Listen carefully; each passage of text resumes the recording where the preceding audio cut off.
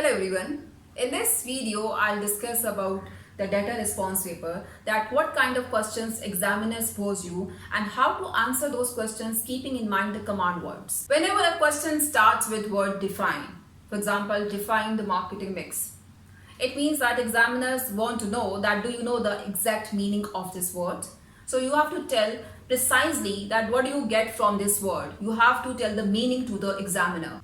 When a question starts with this word, a command word, explain, it means that you have to tell in detail to the examiner that what do you know about that concept. Just assume that the examiner does not know about that concept and you have to tell in detail to the examiner.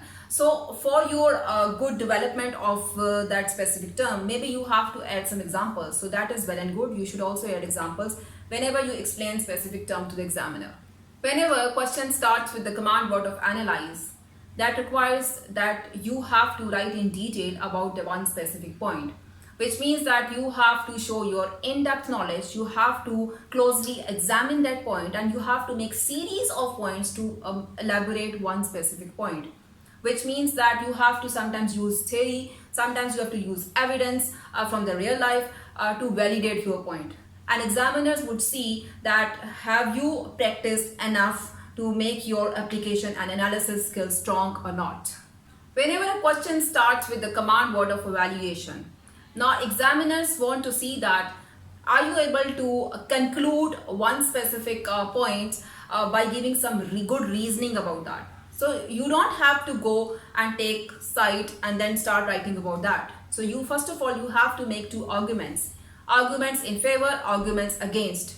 And then at the end, you have to recommend, you have to conclude with a justified conclusion that why you feel that this site is better than the other site.